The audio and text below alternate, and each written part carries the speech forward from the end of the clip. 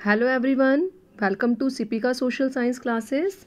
So dear students, in this lecture we are going to discuss about is it good to have political competition? क्या political competition करना किसी democratic country के लिए सही है या नहीं है? इससे पहले पहले वाली वीडियो में हमने डिस्कस किया था कि कौन सी ऐसी कंडीशंस हैं जो इलेक्शंस को डेमोक्रेटिक बनाती हैं। अब हम इस लेक्चर में डिस्कस करें क्या पॉलिटिकल कंपटीशन करना गुड है या नहीं है, तो वो डिस्कस करेंगे। मींस अगर हम इलेक्शंस कंडक्ट करा रहे हैं, मींस इलेक्शंस हो रहे हैं, तो ऑब्वियस है पॉलिटिकल कंपटीशन तो होगा ही। पॉलिटिकल कंपटीशन मींस होता है competition between different political parties. Different political parties में कंपटीशन होता है इलेक्शन के थ्रू। मींस एक ऐसा क्राइटेरिया है, सब पार्टीज़ आ जाती हैं, मैदान में उतरती हैं, अपने आप को एक दूसरे से बेहतर बताती हैं, अपनी अपनी पॉलिसीज़ बताती हैं, अपने अपने टारगेट्स जो उन्होंने सेट किए होते हैं कि हमारे ये 5 ईयर्स की ये प्लान है, हम कंट्री के प्रोग्रेस के लिए करें। तो सब पार्टीज़ आती हैं और इलेक्शंस में अपने आप को बेटर बताने के लिए डिफरेंट मीन्स यूज़ करती हैं। तो इट मीन्स है अगर हम सोचें at the constituency level it takes the form of competition among several candidates, कि डिफरेंट कैंडिडेट्स होते हैं, उनके बीच में कॉम्पिटिशन हो जाता है। अगर हम सोचें कि हम कॉम्पिटिशन कराएं ही ना, तो means election will become pointless, election का कोई मीनिंग ही नहीं है। तो इलेक्शन का मतलब है पॉलिटिकल कंपटीशन होना, क्योंकि डिफरेंट पॉलिटिकल पार्टीज़ में अगर हम कंपटीशन नहीं कराएंगे, डिफरेंट पॉलिटिकल पार्टीज़ में, जैसे हम एक क्लास की बात करें, अगर एक क्लास में कंपटीशन नहीं होगा तो कोई भी स्टूडेंट अपने आप को बेटर प्रूव करने की कोशिश नहीं करेगा। तो इसलिए पॉलिटिकल कंपटीशन तो नेसेसरी है, और किसके थ्रू होता है? वो इलेक्शंस के थ्रू होता है।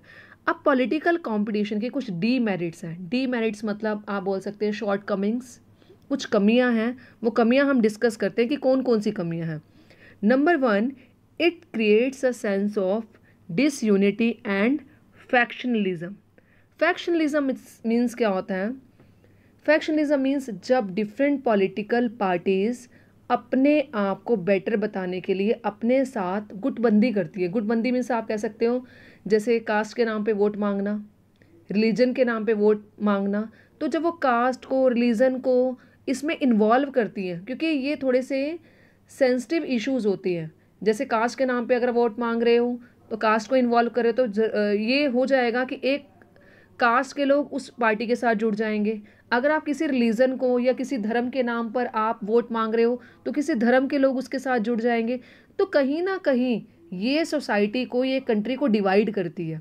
अगर हम कास्ट या रिलीजन के नाम पर या किसी और चीज़ के नाम पर वोट मांगते हैं कि आप हमें सपोर्ट करो क्योंकि हम आपके कास्ट से बिलोंग करते हैं, हम आपकी जैसी लैंग्वेज बोलते हैं, हम आपके एरिया में रहते हैं, मतलब इस तरीके से अगर हम वोट मांग रहे हैं तो वो कहीं ना कहीं सोसाइटी में डिसयूनिटी क्रिएट करता है, कंट्री को डिवाइड करने का काम करता है।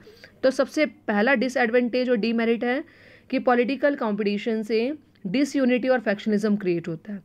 सेकंड पॉइंट है हमारा different political parties level allegation. Allegation मतलब अपने आप को प्रूव करने के लिए डिफरेंट पॉलिटिकल पार्टीज एलिगेशंस लगाती हैं। आपने देखा होगा न्यूज़ चैनल में भी, जैसे मीडिया कभी रिपोर्ट कुछ भी होता है तो कोई भी पॉलिसीज़ बनाई जाती है रूलिंग पार्टी के अकॉर्डिंग, तो ये तो 110% कन्फर्म है कि जो अपोजिशन पार्टी है वो उस पार्टी के ऊपर, रूलिंग पार्टी के ऊपर एलिगेशंस लगाएगी। एलिगेशंस लगाने से उसको ये होता है वो अपने आप को बेटर प्रूव कर रही है, और रूलिंग पार्टी होती है तो वो अपोजिशन पार्टी के अगेंस्ट बोलती है। चाहे काम सही भी हो रहा है, पर इन पार्टीज़ का काम है अपने आप को बेटर प्रूव करने के लिए दूसरी पार्टीज़ पर एलिगेशंस लगाना। तो different political parties level allegation against one another. अब थर्ड पॉइंट है हमारा parties and candidates use dirty tricks like booth capturing to win elections. अब इसमें डिफरेंट जो पार्टीज होती हैं या कैंडिडेट्स होते हैं वो इलेक्शंस को जीतने के लिए डिफरेंट ट्रिक्स यूज़ करते हैं।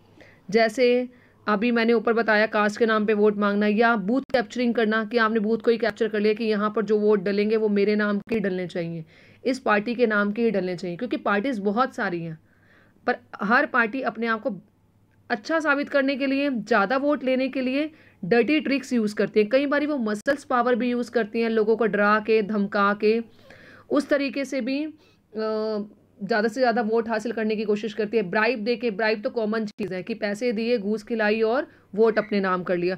तो ये डर्टी ट्रिक्स हैं जो कैंडिडेट्स और पार्टीज़ के द्वारा यूज़ की जाती है इलेक्शंस को जीतने के लिए। A pressure to win does not allow to form useful long term policies. कई बार ऐसा होता है कि अगर कोई पार्टी सोचती है कि मैं क्योंकि आपने देखा है कोई भी पार्टी लॉन्ग टर्म के लिए तो रहती नहीं है। 5 साल के बाद या बहुत कम चांसेस होते हैं कोई पार्टी 10 ईयर्स तक चले, जैसे अब बीजेपी चली है। तो अब 5 साल के लिए अगर कोई पार्टी जीतती है, कुछ स्टेट्स में ऐसा होता है हर 5 साल बाद पार्टी चेंज होती ही रहती है।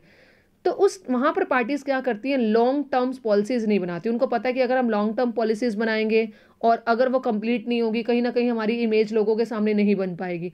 तो अपनी इमेज को अच्छा प्रूव करने के लिए वो शॉर्ट टर्म पॉलिसीज़ बनाती हैं, ज़्यादा बड़ी पॉलिसीज़ बनाती ही नहीं है जो कंट्री की डेवलपमेंट के लिए ज़रूरी हैं। तो वो शॉर्ट टर्म पॉलिसीज़ बनाती है। उनको पता है आज 5 साल के लिए हैं, कल 5 साल के लिए नहीं होंगे, तो जो हमारा 2-3 साल का जो प्रोजेक्ट है उसको पूरा किया ताकि लोगों को दिखा सके कि हमने इतना काम पूरा किया।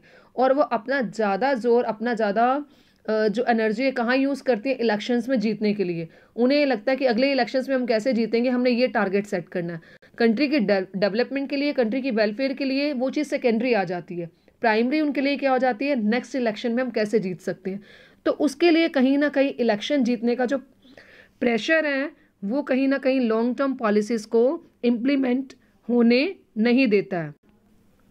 अब जैसे आपने देखा होगा जो गुड पीपल हैं, जो चाहते हैं कि हम कंट्री को सर्व करें, मतलब कंट्री की डेवलपमेंट के लिए कोई अच्छे काम करें, कंट्री की प्रोग्रेस के लिए काम करें, पर वो इस अरेना में एंटर ही नहीं करना चाहते। उन्हें ये लगता है कि यहाँ पर जो पॉलिटिक्स हैं इतनी ज़्यादा होती है, कहीं उसकी मतलब आप समझ सकते हैं कि पॉलिटिक्स में जो बंदा आता है कहीं ना कहीं उसमें इतनी राजनीति चलती है कि जो अच्छा बंदा होता है अगर वो काम ढंग से भी कर रहा हो तो डिफरेंट पॉलिटिकल पार्टीज फिर भी उसके ऊपर एलिगेशंस लगाती हैं, उसके ऊपर वो झूठे इल्ज़ाम लगाती हैं, जिसकी वजह से एक अच्छा पर्सन राजनीति में एंटर ही नहीं करना चाहता। क्योंकि यहाँ पर राजनीति जो होती है, राजनीति मतलब लोग यहाँ जीतने के लिए कुछ भी करते हैं, ठीक है। तो ये हमारे डीमेरिट्स थे पॉलिटिकल कंपटीशन के, जो ये कहते हैं कि पॉलिटिकल कंपटीशन हो रहा है तो उसकी वजह से सोसाइटी में ये चीज़ें होती हैं। उसके अलावा भी लिखा है ना, despite of above problems why constitution makers opted for elections. कितनी सारी कमियां होने के बावजूद भी कॉन्स्टिट्यूशन मेकर्स को लगता है कि इलेक्शंस होने चाहिए। वो क्यों चाहते हैं कि इलेक्शंस कंडक्ट करना ज़रूरी है? तो डिस्कस करते हैं स्टूडेंट इसको कि means despite of having so many problems the political competition also have, या electoral competition also have some merits. मतलब कुछ उसके एडवांटेजेस हैं, कुछ उसकी अच्छाइयाँ हैं जिसकी वजह से ये सोचा जाता है कि इलेक्टोरल कंपटीशन होना चाहिए। सपोजिंगली अगर हम कहीं इलेक्शंस ना हो, इलेक्शंस नहीं होंगे तो कोई भी मतलब पार्टी अच्छे काम नहीं करेगी अपने आप को अच्छा साबित करने के लिए। क्योंकि आज अगर कंपटीशन हो रहा है तो डिफरेंट पॉलिटिकल पार्टीज लोगों को चाहे दिखाने के लिए काम करती हैं कि हमने नेक्स्ट इलेक्शन में जीत जाए हम, पर इससे कहीं दिखाने के लिए भी चाहे काम करे, काम तो हो रहा है कंट्री में।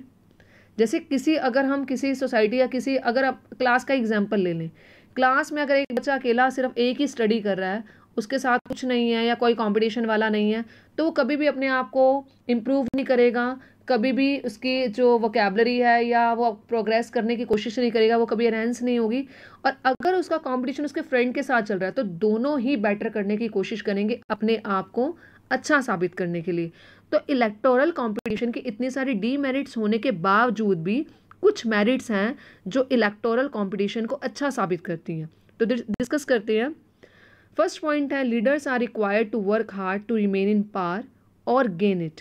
मीन्स पार्टीज़ क्या करती हैं, वर्क हार्ड करती हैं कि पावर में रहें, कि मेरी पार्टी इस टाइम चल रही है, नेक्स्ट टाइम भी मैं ही इलेक्शन जीतूं और मेरी पार्टी ही आगे वर्क करे।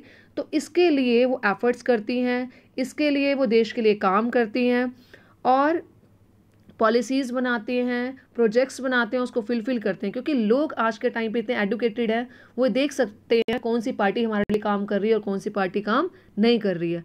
और जो लीडर्स हैं वो इतना वर्क हार्ड करते हैं कि इस बारी मेरी पार्टी नहीं जीती है तो मुझे ऐसे वर्क करने चाहिए कि नेक्स्ट टाइम मेरी पार्टी को भी चांस मिले। तो leaders are required to work hard to remain in power और गेन इट। अगर कंपटीशन होगा तभी पार्टीज अपने आप को बेटर प्रूव करने के लिए काम करेंगी। It is a reward for serving, मतलब अगर आप कंट्री की भलाई के लिए काम करेंगे तो आपको रिवार्ड मिलेगा, मतलब आपकी पार्टी इलेक्शंस में जीत जाएगी। ठीक है। At the same point, at the same time, punishment for not performing the duty. अगर आप इलेक्शन जीत चुके हैं और आप कंट्री की डेवलपमेंट के लिए, कंट्री की प्रोग्रेस के लिए कोई काम नहीं कर रहे हैं, सोसाइटी के वेलफेयर के लिए कोई आपको जो आपने पॉलिसीज़ के लिए प्रॉमिस किया था या कोई आपने टारगेट सेट किए थे कि हम इसको फुलफ़िल करेंगे अगर हमारी पार्टी जीते, और अगर आप वो फुलफ़िल नहीं करते हो तो उसकी पनिशमेंट क्या मिलेगी कि आपको नेक्स्ट टाइम जो इलेक्शन होगा उसमें नहीं जिताया जाएगा, और ये भी हो सकता है कि आपकी पार्टी को 5 ईयर से पहले भी डिसमिस किया जा सके। It reveals the real motive to the political parties. इसमें पार्टीज अपने रियल मोटिव के बारे में बताती है कि हमारी पार्टी क्या करना चाहती है, क्योंकि अगर कंपटीशन होगा तो आपको बताना पड़ेगा कि आपने कौन सी पॉलिसीज बनाई हैं, किस बिहाफ पर लोग आपको जिताएं, कि आपके टारगेट्स क्या हैं, आपके क्या मोटिव्स हैं, और क्या आप जब इलेक्शन में जीतते हैं तो आप क्या क्या अचीव करने की कोशिश करेंगे। And it give choices to voter to choose among the best. अब इतने सारे अगर कंपटीशन हो रहा है, डिफरेंट डिफरेंट पॉलिटिकल पार्टीज़ हैं, डिफरेंट डिफरेंट कैंडिडेट्स वो अपने खड़े कर रही हैं, तो लोगों के पास चॉइस बढ़ जाती हैं कि वो अपने बेस्ट कैंडिडेट को चूज़ करें और अपनी कंट्री के लिए, भलाई के लिए उस कैंडिडेट को चूज़ करें जो उनकी कंट्री को कंट्री की प्रोग्रेस में हेल्प करे और सोसाइटी की प्रोग्रेस के लिए हेल्प करे, और जो कंट्री में प्रॉब्लम्स हैं उनको, जो मेजर इश्यूज़ हैं उन मेजर इश्यूज़ को दूर करने की कोशिश करे। तो आप ये देखिए, इतने सारे डीमेरिट्स होने के बावजूद तब भी पॉलिटिकल कंपटीशन में कुछ मेरिट्स भी हैं जो इलेक्टोरल कंपटीशन को सक्सेसफुल बनाती हैं।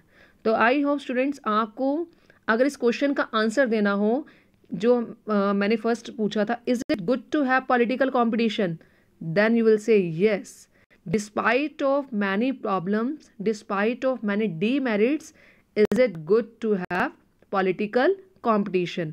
और इसमें आपके 2 क्वेश्चन भी कवर होते हैं कि पॉलिटिकल कंपटीशन या इलेक्टोरल कंपटीशन की क्या डीमेरिट्स हैं और इलेक्टोरल कंपटीशन के क्या मेरिट्स हैं, और आंसर क्वेश्चन ये भी राइज हो सकता है जो आपका हेडिंग है, is it good to have political competition. I hope student आपको इस लेक्चर में ये सब समझ में आ गया होगा, और अब हम नेक्स्ट लेक्चर में डिस्कस करेंगे what is our system of election, कि इलेक्शन का सिस्टम हमारी कंट्री में कैसे चलता है, इलेक्शन को कैसे कंडक्ट कराया जाता है, क्या क्या स्टेप्स लिए जाते हैं, वो हम डिस्कस करेंगे अपनी नेक्स्ट वाली वीडियो में। तो आई hope student you will remain in touch with me to discuss or to learn the different topics. Thank you.